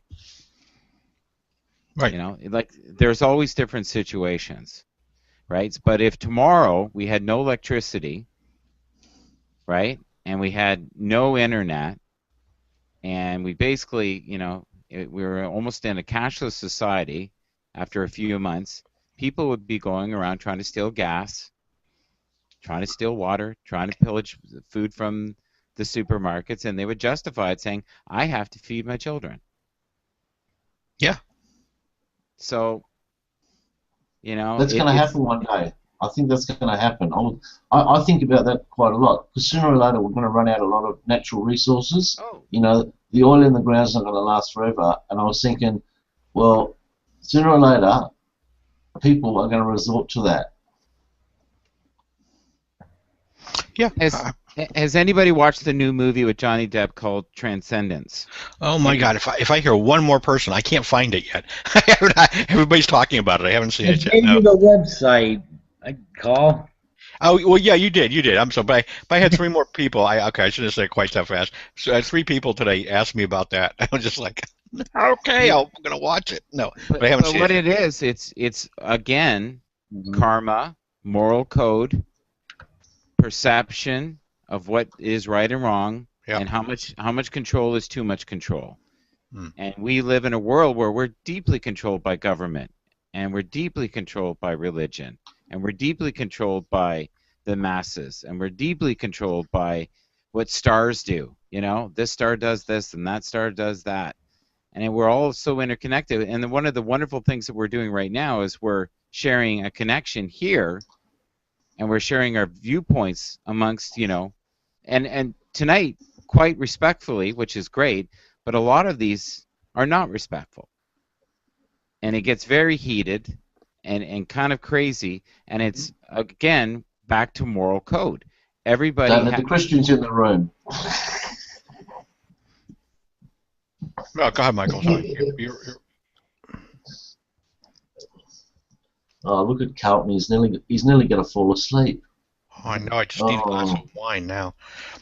But I think I think he makes a good point, and I think because we were talking about that too on a hangout the other day, and that that is I don't think anybody would disagree with the statement that people behave differently in a hangout than they would if they were face to face with 10 people. Sitting in a Starbucks, they wouldn't be a lot of times the jackasses that they are when they're on a hangout. And so you do kind of have to ask yourself, well, why? What is it about being in a hangout that lets them feel free to behave that way? And I think it has to be that the only thing I can think of that makes sense is that there is a freedom because they don't have to worry that somebody's going to come across the table and punch them in the face. Yes, that's true. That's why I like the hangouts. You can have a fight without getting injured. Yeah, he goes home without bruises. It's awesome. The worst I could do. I call this my monitor-shaped shield. I like that. No, that's very cool. I am fucking impervious back here. It's a Sky Daddy. It's like a time warp. When you reach through there, your hand becomes all wavy and shit. But even with rules, we treat each other with such disrespect. And the way that we treat, even in the demographics of people who are rich and poor. And we live in a world of such judgment. Well, but here's our problem, I think, or part of it, right? And it's the hangout again, but it's the other side to that hangout, is that some guy can act like a jackass because he knows no one's going to punch him in the face, right? He walks home unscathed after being, an idiot, okay? But the bigger problem, right, that I think is not that. I think the bigger problem is the people that are decent and civil invite him back the next day to be in another fucking hangout, pardon my French. And I'm because they're not going to get injured either. Well, no, but it's not that. But what we're doing is we're encouraging that bad behavior by tolerating it. We're trying to change them. Well, no. But see, the problem is if he did this in Starbucks, you wouldn't invite him back to another discussion in Starbucks to change. No, but he wouldn't. But he wouldn't come back because he's just been punched in the nose. Let's say he does, right? This is Fight Club, right? Okay, let's say this guy's just trying to pick a fight, right? But you're not going to. Nobody in the right mind would invite him back to that group ever, and yet we do it on Hangouts without thinking about it. That's why Hangouts are great. I'm glad they invented them. It's like having a fight without the fight. Yeah, but in here you can put them on mute or kick them out. You can't do that. Yeah, but there's no injury. There's no calling the police. There's no internet I don't police trust here. Yeah. See, I disagree. I disagree. I think some people do get injured in these. Yeah, I do too. I think some Yeah, people, mentally. yes, and I think some other people really enjoy putting people in submissive modes and making them look like they're less than. Mhm. I agree, and Well, I agree that there are some hangouts that are like Fight Club, and there are some hangouts that are, you know, respectful and whatnot. I can't personally dictate to people whether or not they should treat a room like Fight Club and encourage that kind of behavior. I wouldn't, but then again, I don't host hangouts. You know what, though? I find if you're in John's hangouts, though, it's more like Friends or Seinfeld than the Fight Club. Yeah. Like, to address a little bit what Colin's saying, when I started this hangout, my invite only, I have like two circles, literally two circles. There's a group that I know that can be pretty civil with one another. We can have a decent conversation, you know, and we don't have to go off on a tangent. So if I'm trying to keep something on subject for a little while at least, then I will just invite that group because I know pretty much they can handle it. So I'm not going to bring in. I did not bring in Mr. No, and I didn't invite him into this session because I did not want to be put off on a tangent because I know where that's. Do you mean the Dark Wolf and the Light Wolf? Yeah. Oh God, Mr. Tasmania, Mr. I won't say it. I know who you mean. But just to that point, where. Yeah, well, but I think you're right though, right, John. I think that even like I do coffee with Carl almost every morning early, and I've got a pretty regular group that shows up. But I don't have a problem, as an atheist, I don't have a problem with Christians in my hangout. There are a lot of Christians that I have very good conversations with, and they can go forever. And we may ultimately not come to the same conclusion, and that's perfectly fine. I'm doing it because I enjoy exploring the ideas that get us there. It's not the end conclusion really that matters to me. And some people can do that honestly, where we both can say, well, I've never thought of that before. We can bring up new points for consideration, and it may not change our mind, but we can explore. And I don't mind. I think that's perfectly fine. Yeah. But there are people, both atheists and theists, who I won't invite in my hangout, just like you said, John, because there are people that they cannot have a discussion. They're there to either make a point, to make somebody else look stupid, or they just enjoy acting like a jerk. And I'm like, this is like, there are people who constantly, have quote debates, right, with G-Man or Shanny is me or some of that ilk, and I'm like, why do you do this? I mean, it's not like there's a challenge here in terms of logic, in terms of beating up on their argument, right? And it's going to get ugly. I mean, it always gets ugly. It's never not gotten ugly. So what's the point of even engaging, with them? I've never really understood that, unless it's just for show, I guess. It's called Fight Night. Yeah, I mean, but it's like picking on the kid that gets off the short bus. It's like, No, it's more like the WWE. I don't. It's Okay, be nice. Sky Mama's here. Oh, I'm sorry. I'm just saying. It's it's the old thing about why is having an argument on the internet like the Special Olympics? Because even if you win, you're still retarded. And it's and I didn't mean that to be unkind to anybody, but I'm just saying that it seems like what is the point to having the arguments with those people? Right. Well, Colin, I don't know about you, and I will, I would admit I'm a little guilty. There is a certain level, a little bit of entertainment value when a little, back and forth goes. I mean, and I like watching it. Yeah, you like it. Sure. It gets out of hand too long, Rookie, train wreck, Demolition Derby. Oh, We It's like- love train wrecks. It's like Epicurus, you know. Epicurus and I will fight like tooth and nail, but we like each other, and it's all in good fun. We're not really trying to be mean to each other, you know. That's okay. I like that too. Okay. Okay. Yeah. I just don't like the people that are really just, well, whatever. Okay, I won't Yeah. sidetrack you here. But it's like an ego orgasm. That's what it is. That's what it is. Well, it's the only kind I have anymore. It's an ego orgasm. Look at me. Ego Look at orgasm. me. I gotta write those. Somebody's right taking notes. Okay, that's scary. Or asgasm. Okay. Okay, so is this Sky Daddy 2? Hi, Sky Daddy 2. Sky Daddy 2, I'm just curious. Are you okay with that delegation? You know, 2 of 2. It sounds like a Borg designation there a bit.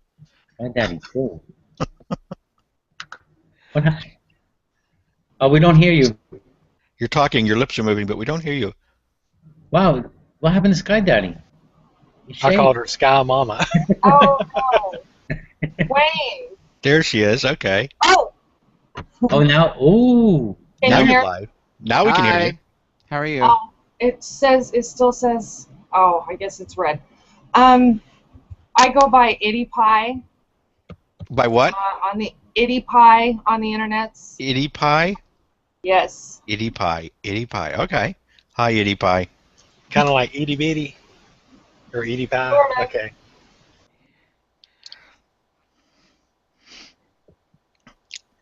See, look, we're all being so nice and so polite here. Look at this. Because Everybody- there's a female, right? See? Well, it's because somebody muted us all.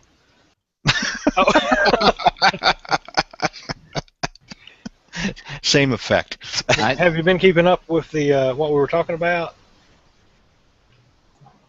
Only so much. A Oh, little okay. bit. Anything from what you heard you want to add?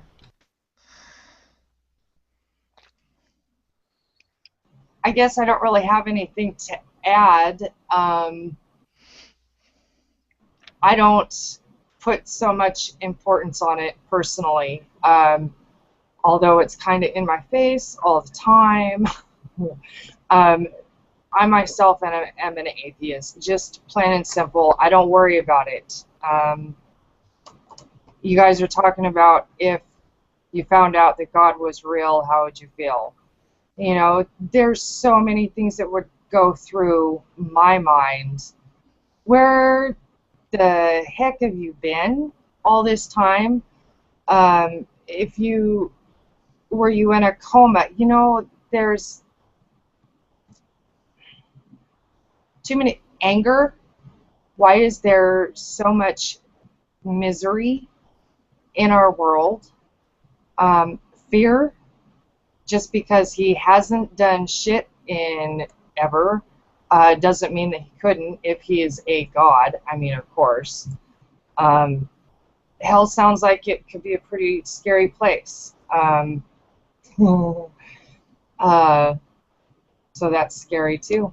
But I really honestly don't concern myself. I don't think it will ever come up. Can you address the fear part, if you don't mind? Oh, okay. Well, all the ways a god could inflict pain upon you, he could kill my children in front of me. He could have me burned. You know, so there's physical pain to be afraid of, you know, which is part of being afraid of hell, you know, the everlasting torture or whatnot. Kind of what I meant, though, is we live in a world that is so technologically advanced, and yet I swear the average person lives more in fear now than ever. And if God could alleviate some of that fear, wouldn't that be really, truly a divine miracle for all? And I love what you said about the suffering. And there is so much suffering on this planet, and there doesn't need to be. Yeah, because the atheists would be going, yeah, just like she said, you know, we'd be asking questions. We would be asking lots of questions. Like I said, Mike, man's indifference to fellow man, right? Well, it was like I want to chime in on that too, and just that we had a discussion a couple days ago. Heavy, I don't know if you were there or not. I don't remember. So my apologies. But I hate I miss your invites because oh yeah, you're not a morning. I'm at work. Yeah. Okay. Well, no, this one was we were talking about we were talking about the sorry, I can't talk here. We were talking about incarcerating criminals in the criminal justice system, right? And we were talking about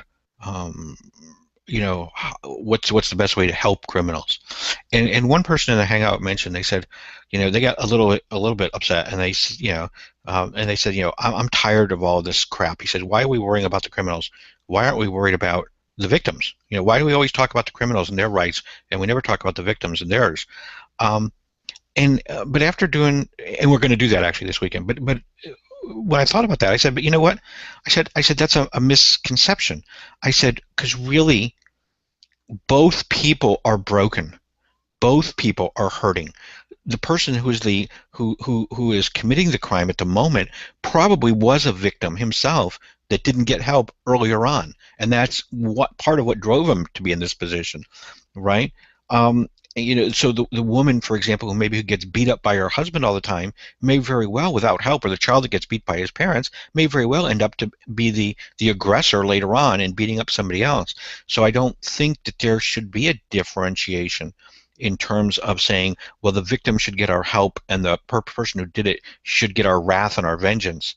I think they're both equally deserving of our empathy and help.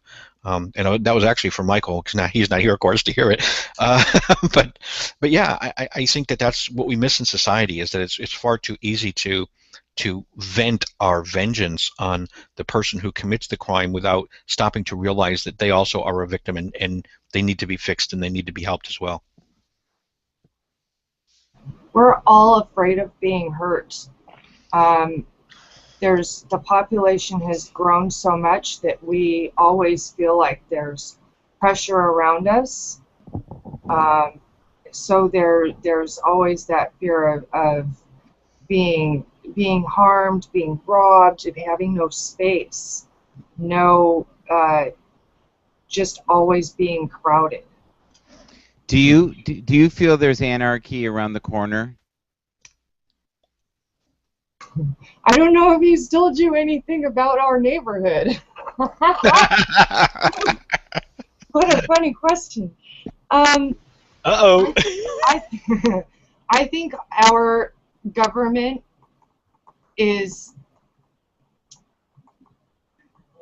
getting ready for civil war. Absolutely. I totally agree. Yeah, they have, yeah.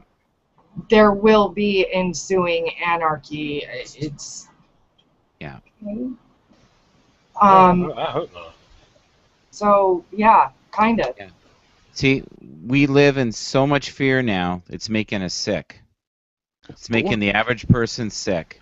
What kind of fear, Michael? Because I mean, yeah, because I'm not if much you were to ask, the only thing I'm afraid of is making a mistake and getting my little butt fired. Well, yeah, I'm curious what kind of fear it is, Michael, that you're saying, because I'm kind of with Heavy on that. I mean, my last thing I was afraid of was last weekend. I was afraid I wasn't going to build my birdhouse correctly. I don't know that I could say I live in fear. So what kind of fear do you mean? Yeah, I'm 60 years old as well. Maybe that might have something to do with it. And it does, and it does. But the youth today really feel jaded, and there is a rumbling, a different type of consciousness that's going on now, and it's beyond fear. It's now going into anger and revenge, and they really feel that they're entitled, and they feel that the 1% is dictating what they're doing, or the Illuminati. Now, I'm a peaceful guy. I haven't always been a peaceful guy. I was a bit of a rage monkey when I was in my 30s. I'm now 51, and I'm a pretty loving guy. I've been called Oprah recently. I've been called conceited or something. I don't know. And there's some truth in all of that, especially the Oprah part. But I see it in the eyes of the younger mothers that can't feed their children. I see it in the eyes of people who are working and they're not making enough to pay their bills. I see it in the eyes of people who don't know if they're going to have enough money to pay the hydro bill. It's pretty bad out there. Hasn't it always been that way, Michael? No, it hasn't. In the 80s, there was. I'm from Canada, and in the 80s, the middle class was thriving, and we were spending like it was never going to end. And in that spending, we had a little bit of inflation. We had people overpaying for their homes. Is this making you emotional, what I'm talking about here? Me? No. Oh. The lady. Yeah, a little bit. Yeah. It brings very close Yeah. to home. Yeah, I know. And I felt that, right? I'm intuitive, so I just wanted to share that. But not my intuitiveness, but I felt that you were, yeah. It's one thing to live comfortably. It's another one to just live hand to mouth and wondering. And you want the best for your children. And you want your children to be safe. You want the basics, right? You're not asking for a lot. I know. And I feel that in your heart right now. And it's okay. It's going to, yeah. I wish I could say it was going to be okay, but yeah. And with me being so sensitive, I feel that pulse. And that's how it's changed since the 80s. There was hope. There was hope even in the 90s. But if you go back a little further, and I don't disagree with you, Michael, but if you go back to like the 70s, so go back another decade, right? So now we had the hippies, the late 60s, the early 70s. We had the hippies, we had the free love movement, and out of that, of course, came a rebellion against the establishment and a fear of, coming out of Vietnam, a fear of the establishment lying to us and never helping us and being deceitful.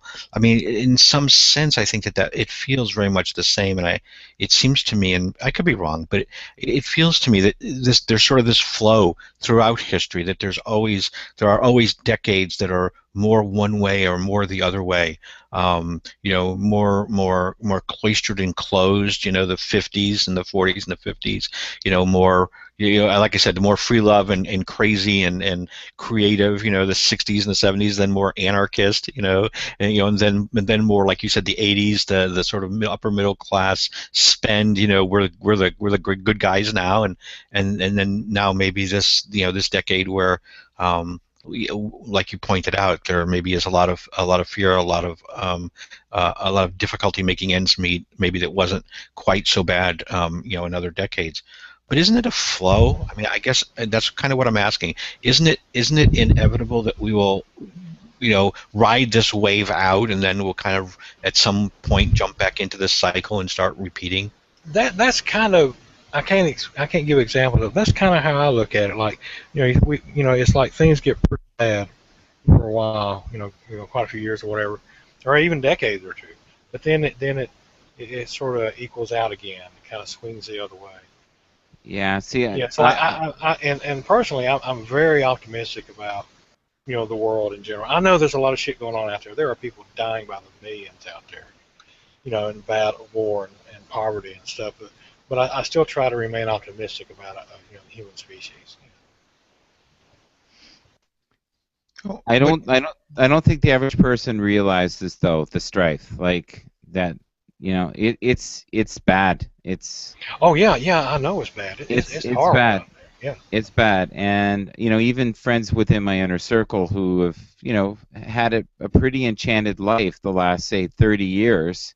Are now starting to see, hey, there is another side to this. There is a bit of a fallout, and especially in the States, with you guys with real estate, certain areas, it's unbelievable where the prices went from to. A lot of people lost everything over a span of a year. Yeah. Where I live, there is a building boom right now. It's crazy. Yeah, and people are now, especially in Canada, are moving to wherever they think there's work. Well, this goes back a ways, but when I went home to visit my folks, this goes back about 20 years or so, but there was a young couple there, just what you said, a young couple, newlyweds. They bought a house next to ours, my parents, and they paid 300 grand, give or take, for this house. This is when and because housing prices have been going up and up and up and up, and they thought this was an investment, so they went out on a limb. They bought the house for 300 grand. A year later, they couldn't get $100,000 for the house. Yeah. It just, the bottom fell out, and here's a newlywed couple who literally lost everything. Not only lost everything, and was now incredibly in debt. Yeah, I understand that does exist. I've spent the vast majority of my life living month to month, to be honest, with the group. I mean, I've spent many years going, I don't know where I'm going to pay rent next month. I don't know how I'm going to get food next month. I don't know where I'm going to get work next month. And you can only spend so many hours a day looking for work, and you don't get it. And I think that there is definitely there's a hopelessness that comes along with that.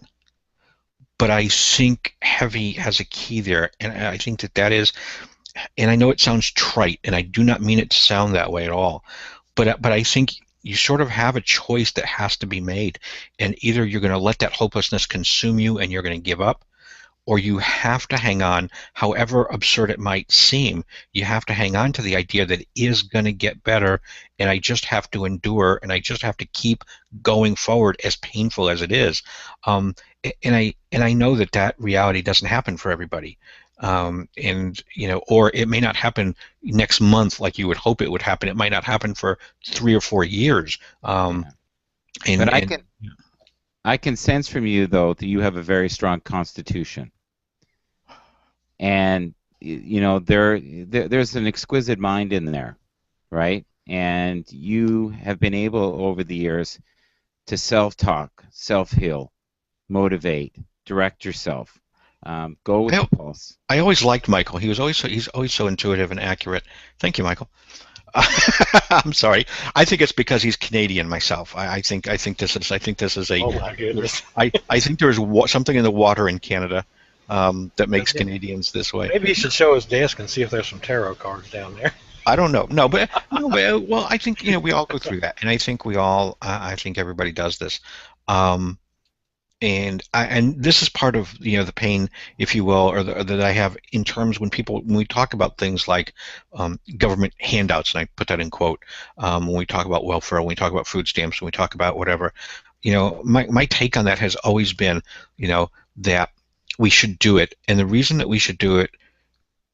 Well, actually, let me backtrack. The argument against doing it almost always boils down to, well, people are going to abuse it. People are going to just sit on welfare forever. People are going to be lazy. Then they're not going to get a job. Whatever. That's almost always somewhere in the opposition's arguments. And when I hear that, I keep saying, well, so what? That's not the point. We shouldn't punish the people who aren't going to abuse the system simply because the people exist that will abuse the system. You give what you've got to everybody, and then you find a way to control the people that abuse it. But you don't withhold it from everybody who genuinely needs it just because there's a risk that somebody's going to use it in a bad way. The Sky Daddy lady, I forgot your name. I'm so sorry. Itty pie. There it is. Pie. Well, big emotion is what she is to me, and a sweetie. I'm just curious to know what you thought of what he said and I said in the last 5 minutes. Pretty much agree. Oh boy.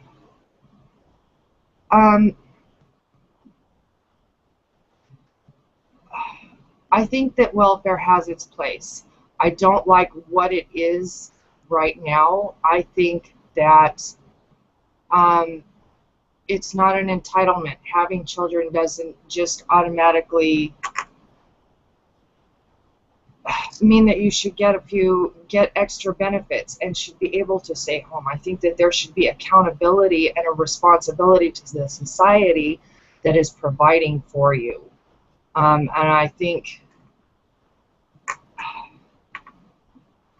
that we're close-ish, but have a lot to go. I mean, there's a ways to go before we have a system in place that does what it needs to do and helps the people to pick themselves up and become a part of this society that can help pick others up also.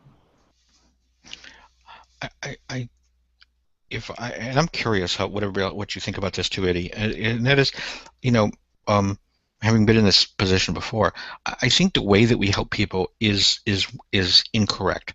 In two ways. First of all, I think this sort of idea of helping people on a monthly basis, all that does, it seems, that perpetuates the problem, because then all it does is it shifts your angst from this month and not meeting my bills to now, well, next month am I going to be able to meet my bills? You know, we just move it out 30 days, but it's still there.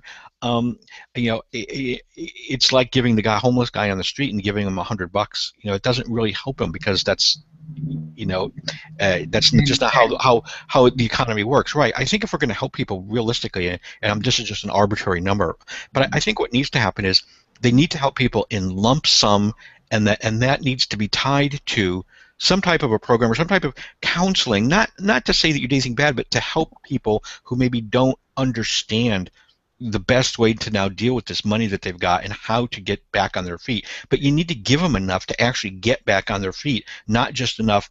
You know, we give them enough, it becomes like an IV and an oxygen mask in an ICU. It's enough to keep your heart beating and your brain going, but you're not really living. The government has become the same situation.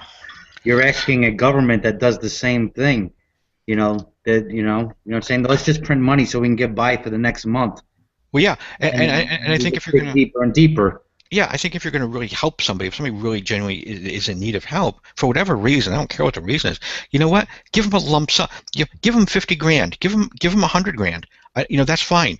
You know, once and you get this right, but you get this. This is a once a year. This is a once a year, or maybe it's once every 3 years, and you're not eligible for it anymore. But give them enough so that with some help and with some guidance, they can actually get back on their feet to the point where they are established enough to be self-sufficient. We give them enough. We give them breadcrumbs just to drag them from one month to the next. Colin, you remember a time, and I remember when I was a kid growing up, it only took one income to run a family, to have a family, to get the rent paid, to have food on the table, and mom was able to stay home with the kids. You know, for the most part, I mean, you were able to do that. Sure. And I think it's part of the problem is the system and the system that we have in place now. The increased taxation, the increased regulations. There's a lot of different issues I know involved. But if we were in an environment, even if both parents wanted to work, hey, no problem. But still, you would still be able to keep enough of your own money, and there'd be, and that things would be affordable. That one, people could be more charitable to one another because they'll have more money. Two, people in that kind of more environment, people are flourishing more, they're prospering more, and you would have less of a welfare issue. But I agree with you, John. But the problem is I don't know. Not that anyone's asking me, but I don't know how to do it. I mean, I think, you know, yeah. I mean, I'll take the big four. I think clothing, housing, education, and healthcare should be absolutely free. Okay. I think off the board those should be done deals. No one should pay for any of that ever, for any reason. Okay. Now, and then we focus on the things that, you know, where we actually, where now we can actually live. Now we can actually, go to school. We can actually become smarter. We can actually improve ourselves without being stuck in that rut. But I don't know how to make that happen. I don't even know how to make healthcare free. I don't know how to make education free. But I think it's the right thing to do. But I don't know how to get there. So maybe what Michael said, I don't know if I don't think he said it, but he might have been implying it, and correct me if I'm wrong here, Michael. Go ahead. Maybe the answer is, a little revolution now and then is not a bad thing. Maybe it's sort of like, a particular form of government. It's like climbing a mountain, right? I go to climb a mountain, I get on my bicycle, right? And the bicycle's a great thing.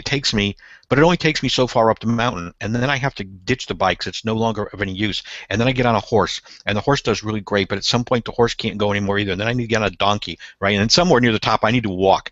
And I think maybe it's like that with governments. We look at a democracy, or we look at our form of government that we have now. It's been great for 200 years. It has done a lot in a positive way. But maybe we are approaching the point where it's time to get off and get on a different animal, a different beast. Maybe it has taken us as far as it can, and the only way to keep moving forward isn't to keep trying to tweak the system we got. It's to abandon the system that we have in favor of something brand new that is designed to go from where we are to somewhere farther up the hill. But see, the one thing we haven't addressed, and it's kind of sad, and it just shows how narcissistic we are, Canadians and Americans alike. In third world countries, there are reasons they come here. It's not because it's it's the land of the free. It's the land of opportunity, right? And they appreciate the things that we don't. The things that we take for granted, especially as Canadians. We have free health care. We don't really have free health care, but we do. We're taxed right through the yin-yang. Sure. More and more people are working, 2 jobs to just make ends meet. Families are being torn apart because, you got mom and dad, they don't spend any time together. They don't get time to nurture the children. They don't get time to nurture each other. I'm not in that boat. I'm older, I'm 51, but I see it, right? I'm in retail. I see every day the suffering. I see the lack. I see, and it, like you said, you got to stay positive, and you got to look at life as an uphill battle, but, there are some people that they just know no matter how hard they try, that mountain is not going to, they're not going to reach the top. And if you're mentally tough, yes, and you have a great constitution, and you have an amazing moral compass and a little luck and maybe some faith, yeah, you can make it. And Carlton, I get that you have the tools to do it, but the average person that I see daily doesn't have half the tool set you have. Well, I think the issue though there is that I don't think that is they don't have the tool set because it is an innate thing and they were born without it, and it's sort of like having only 4 fingers. I think it's not there in part because maybe of the environment where they grew up, maybe because of I think in other words what I'm trying to say here is I don't think everybody's equal in ability. No, of course not. There are people far smarter than I am, far better in all kinds of ways than I am. And that's it's not so. Say it's not so. It is so, and it is so. But it's true of everybody. I mean, nobody is on equal footing or above everybody else or below everybody else. I think this is part of what we miss as society. That, like I said earlier, we are all in some way broken, and we all in some way need somebody else's help or assistance. Right. But I feel like you're not listening to me though. Really? Yeah, I really Okay. do. And let me explain that. And it's All right. it's not hostile. No. You and I, okay, in one way are very similar. We have mental toughness. There's a resiliency I see in yourself that's in me. And I know even in my own family there are individuals that don't have that. And they have to, use drugs or other types of things to get through their daily experiences. There is a toughness in you. And that is something you've developed. I don't know where you got it. It might be innately in you. But the average person just doesn't have it. They just don't. I have a hard time accepting that. I know you do. But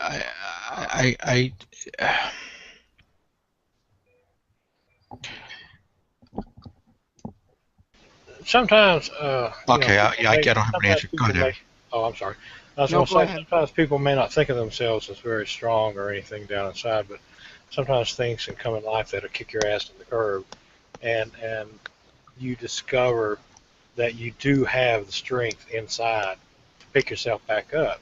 And you may not really recognize it there, but other people, they can see it that, wait a minute, how is he doing this? He's never had this strength before, but from somewhere comes this inner strength that helps you to get back up on your feet and get going again. Well, right, but I don't understand necessarily what I'm missing, Michael. In that, that even taking that just at face value, I think it's still, I think maybe even more so than as a society obligates us to help other people. If we were all equal, or if we all had equal potential, then it would be easy to say, screw you guys, I did it, you do it. But if that's not the case, then what's the phrase? Noblesse oblige. I mean, we nobility obligates. That if somebody does have that ability, and it's a special ability to some extent, then I think it obligates them to help somebody that doesn't have that. Don't you? I think it's perception. Both of us. I think you and I are at two different curves. To me, everything is vibration. And vibrationally, some people are they're dark, and some people are deeply troubled, and then there are other people, they can have chaos around them, and they shine, and they illuminate light, and they come from source energy, and they have that source. And we have people here that are atheists that are using phrasing and terms that are very religious. And there is, amongst us here, we have some very bright people. Very, very bright people. This is not a normal situation. Not the situations I see every day. Sorry. It just isn't. And, the government looks at us, and has for many years, as a number. And, there's a few shining lights, but the rest of us are just sheep that meant to be, directed towards column A, column B, or column C. Well, then what are you saying, Michael? What are you saying in terms of our behavior toward our fellow man? Are you saying it should just be survival of the fittest, and if you don't make it, that's your problem? No, I'm not saying it. What I'm saying is, I really believe that turmoil is around the corner. I think that we have people that are so frustrated, they're going to take the law into their own hands. We've seen, pieces of that puzzle all over the world. It's dark times. It's also light times. I think there are people who are becoming more and more awakened, or affected by the quickening, if you want to call it that. But I think there's also a wave right now of people who are incredibly frustrated, and feel like they deserve something, and they're tired of waiting. And we saw that for a little while with the demonstrations and the rallies all over the world, and we even saw them in peaceful Canada. And it's amazing what people can do when they rally together, for positive things and negative change, right? So, and sometimes things have to change to get better, and maybe that's what they're feeling. But there is definitely sadness and fear, and I know you're saying it's always been there, but there's a heaviness now that I've been on this planet now only 51 years, but I've really felt it the last 3 to 5. Now, it could be that I'm changing, and the way I view the world is different, which is a possibility, or there really is a revolution starting, I guess is a nice way of saying it. Eddie, if you can't tell, I talk a lot, so don't let that stop you. Just run right over me, and I'll be happy to shut up. Yeah, I won't run over you, but I would love to talk to the lady again. No, it's you guys bounce around topic to topic so fast. It happens sometimes. We do this.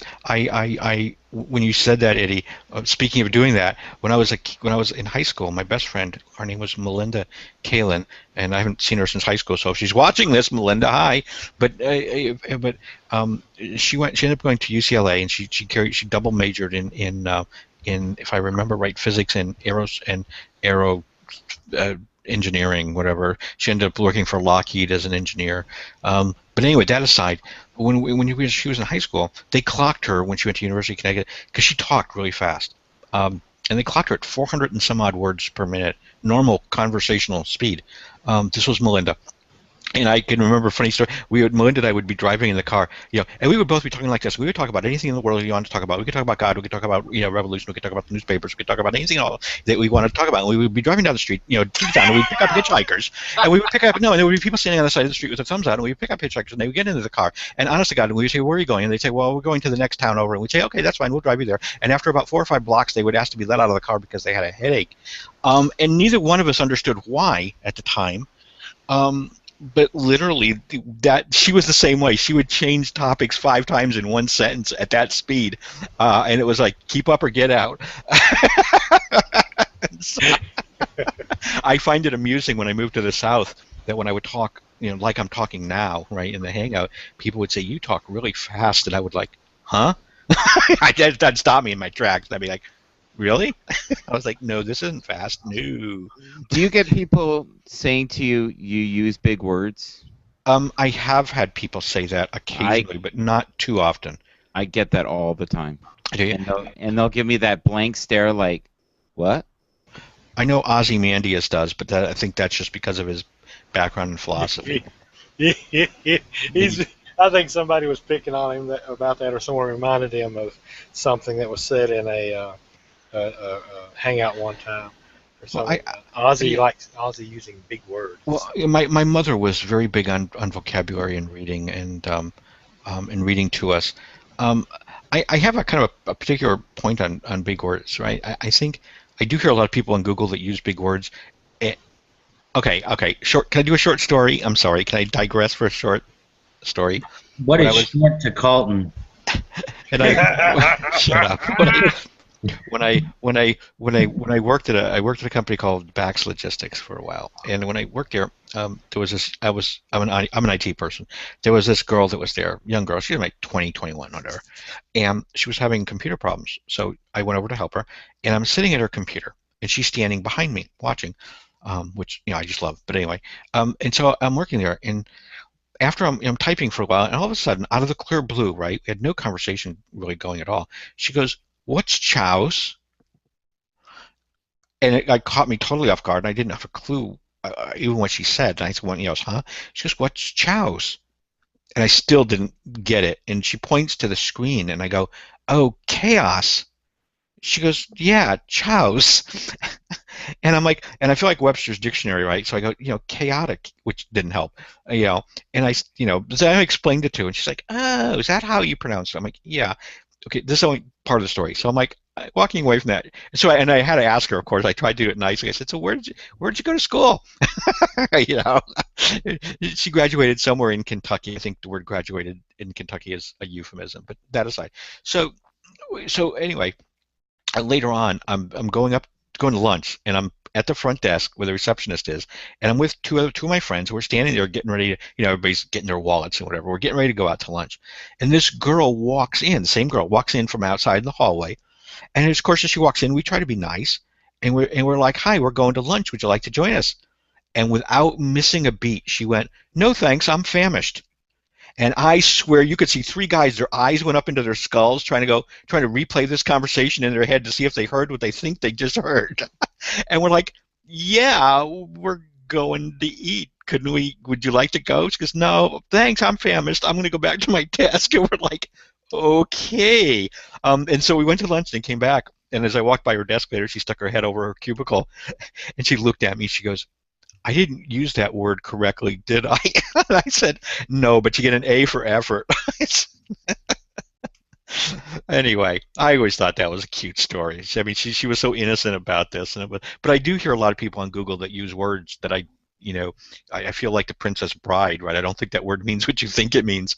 I've always thought that, I don't know, big words have always been an odd thing to me. It seems like the goal is to communicate, and if I'm in an audience that has the same vocabulary that I do, that's fine. Then use a big word if it's more specific than 10 little words. But if you're in an audience where that's not likely to be the case, or may not be the case, it seems silly to me to use large words. I'd much rather use 10 small words or 100 small words, as you guys are quickly learning, to explain something. All right. I just want to ask J-Dubs a question. J-Dubs, you there? Or G Dubs, J Dubs? Yeah, I'm here. Okay, I noticed you're typing a storm up here. Oh. I really would love to have your 2 cents on, is a revolution on its way, and if you had the power to change, our system, just, in 3 small ways, how would that be? Did you hear that? Yeah, I've heard it. It's a lot. I don't want to hurt your brain. I know you have an exquisite brain as well. But so in essence, three policies that would change the system? 3 policies, sure. You can call them policies if you want. But he is more on the beat of what the real world is, I think, than some of the people on the panel here.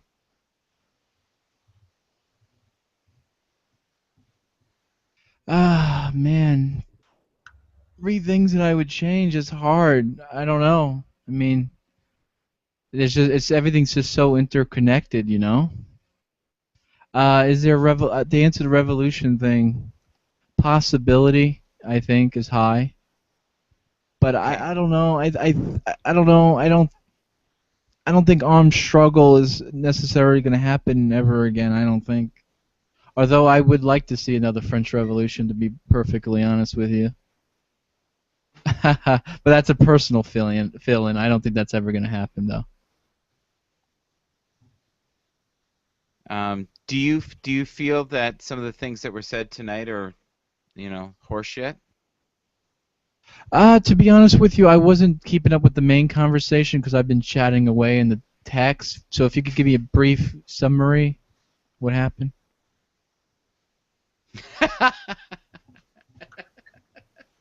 Sorry, was that too much to ask? Well, Oh my God. Michael was offering you $100,000, and because you didn't answer, it's like, well, he doesn't want it, so you don't get a second bite at it, though. Sorry. That's so funny. Yeah, like I'm I'm really discussing with Reuven in the comment section. I mean, Yeah, the well, you missed problem. out. Well, the problem with these libertarians is like they say, well, taxation is theft. Well, boo-hoo. I mean, get over it, okay? So you have $10 million, and someone takes $100,000 from you, and you're gonna cry? That's not pain. That doesn't hurt you. Someone starving in the street hurts. You know, if that means taking some money from someone who doesn't feel pain to alleviate suffering of a person who's suffering, that's a good thing. And I'm sorry, boo-hoo, that someone took pennies from your bank account. Sorry, get over it. So is Brother John a libertarian? Well, Reuven is. I would lean towards a libertarian myself. Yes, I would. I mean, I lean towards libertarianism too. We have to get over these humps, these silly things. I think taxation. I think the taxation problem is. I mean, besides the problems with the Federal Reserve, and we can get all that, and how our money has just increasingly become worthless over the years. Our purchasing power has diminished. There's no doubt about that. Okay, and this is greatly because of government policies and greed of the bankers, and they're having their hands in one another. That's part of the problem. Then you have now the taxpayer in general here has to pay for this. So you can't really fix one without the other. But I mean, taxation is a problem. I mean, all in all, for the average person, after your taxes are paid out of your paycheck, and then after that you're kind of double taxed because now you're paying taxes on certain food, you're paying the tax on gas, you're paying phone and all this other stuff. I mean, you're paying 50 to 60% of your money is not yours anymore. So I think if there's an environment where there is less taxation, where people can actually keep more of their own money that they work so hard for, I think that would be give rise to a more pleasant economic environment for everybody. I have no problem with you. I mean, the average Joe, like you're saying, is working. He should keep his money. But we're not talking about the average person here. There's too many schmucks in the world that have $10,000 in the bank account, and they do nothing. It just sits there. They're not. These people aren't job creators. That's another myth that they're somehow magically doing things just by having money. Okay, so they're not stimulating the economy. That's basically what you're saying. I'm sorry. The middle class stimulates. I mean, everyone knows this. The middle class stimulates the economy. They need more money. We need to raise the minimum wage. Go ahead, Brother John. People who are creating the jobs are business owners. And if you're going to penalize business owners with such high tax rates and regulations, that makes it very difficult for them to prosper and hire other employees. So I'm sorry, but it is the people who own the businesses who are going to hire employees. Yeah, you're talking you're talking small business owners though, right? Yeah, right. I mean, Walmart. How much do they make in profit this year? $1 billion. Yeah. What are we talking about? We can't take some of that $1 billion to help people because they might not make one more job. No, but John, you're talking more like mom and pop stores, right? You're talking the small guys that have less than 50 employees. Because the big corporations pay the least of taxes, if anybody. I mean, the Lehman Brothers. Well, I mean, you have companies like, okay, yes, there are issues, say, with these oil companies who are not paying any taxes and yet are still, to some degree, being subsidized by the government. Right there, yes, they should not be subsidized by the government, and they're being subsidized with what? Our tax money. No, that should not be. Of course not. But you know, if you make it tax friendly for any business, I'm all for a flat consumer tax. You know what I'm for? I'm for get rid of everything. Get rid of all the taxes and have a flat consumer tax. And I think that solves a lot of the issues. That's how I see it. But this is very Ron Paul, right? It doesn't have to be Ron Paul or anybody. I'm just saying, people, you pay a tax for what you consume. No, and I like Ron Paul. Don't get me wrong, but when he was talking like this, people were assuming he was completely off his rocker, and it was only the young people that were embracing his ideology. No, not only his young people. No, a majority of his. Go ahead. Yeah, I mean, yeah, because because why? Because they're seeing how the current system is failing. They're seeing how the system has failed them. Right. But what did they call the Ron Paul thing? The Ron Paul revolution. We're back to the same.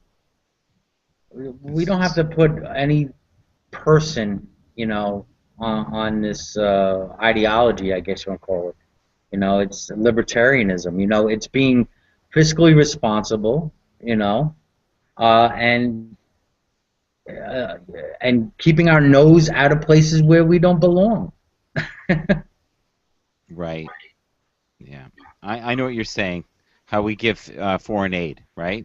Yeah, and we shouldn't intrude in the lives, private lives of people. That's how I see it. I mean, that's, to me, is the basic libertarian thing: is being fiscally responsible. But you know, you're socially liberal. You stay out of the people's. You know, what goes on in a person's bedroom should not be the issue of the government, and we just waste time and money, fight, you know, for the government to solve problems or issues that shouldn't be their issues. It should be left to some of the religious communities and just the local communities. Now, Ron Paul also wanted to legalize marijuana too. Okay. So that would be cool with you. Most definitely, it's a plant. Right. So the money, plant. but the money generated from that could really help so many other programs, because the taxation on that could be phenomenal.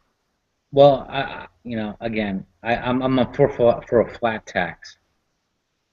Hey, Brother John, what state are you in, if I may ask? I'm in Pennsylvania. Oh, yeah. You sound like you're on the other side there. Yeah. Mm-hmm. Now, we are kind of off of religion here. Yeah. Yeah, we do did that. Actually, I was making dinner. Nah. Well, I mean, at that point, hey, okay, well, if you guys want to send out an invite, I'm going to stop the live broadcast. If you want to send an invite, we can discuss politics or whatever else not. But yeah, we are kind of off the subject, and I think that's pretty much done with. So I think we beat that monkey to death. yeah. Mind So if I say goodbye to the viewing audience? So yeah, well, goodbye to the viewing audience, everybody. Thanks for stopping by. I guess 2 hours is enough. If you're still with us this current day on the 15th of July, look for the link if you want to join us for the after party. All right. Where you'll find even more love, harmony, and joy. I don't know about you, but I'm getting naked. Always with you, Michael, in the room.